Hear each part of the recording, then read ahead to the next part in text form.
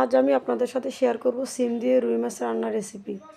তো প্রথমে আমি সিমগুলোকে কেটে ধুয়ে পরিষ্কার করে নিয়েছি। আমি কড়াইতে দিয়ে দিলাম হাফ কাপ মতো পানি, আর এখন দিয়ে দিচ্ছি 3-4 চামচ সয়াবিন তেল। 4-5টা দিয়ে দিচ্ছি কাঁচামরিচ, দিয়ে দিচ্ছি 1 মুঠো মতো পেঁয়াজ কুচি। এখন আমি দিয়ে দিব 1 চামচ রসুন বাটা,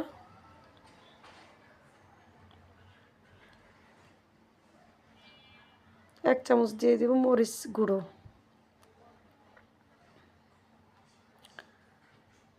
লবণ দিয়ে দেব 1 চামচের একটু কম,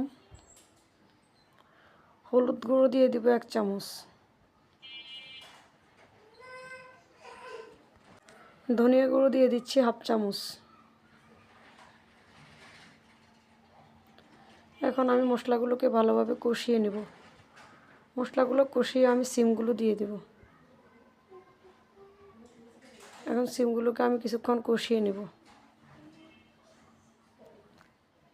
সিমগুলোকে আমি এখন একটু নেড়ে দিচ্ছি। অন্য সাইডে আমি রুই মাছগুলোকে ভেজে নিচ্ছি। সিমগুলো আমি আরেকবার নেড়ে দিব। এখন সিমগুলো ভালোভাবে কষানো হয়ে গেলে আমি এখানে দিয়ে দিব পরিমাণ মতো পানি। এখন আমি পানি অ্যাড করে দিচ্ছি।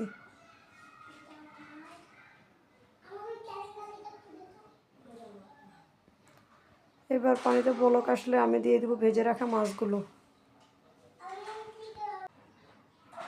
মাছগুলোকে আমি সুন্দর করে একটু খুন্তি দিয়ে নেড়ে দিচ্ছি। এখন আমি দিয়ে দেব একটা টমেটো কুচি। অপেক্ষা করব ঝোলগুলো শুকিয়ে আসা পর্যন্ত। আমার সিমের তরকারি রান্না প্রায় হয়ে গেছে। এখন আমি এগুলোকে নামিয়ে নিব। এই তো হয়ে গেল আমার রুই মাছ দিয়ে সিমের তরকারি।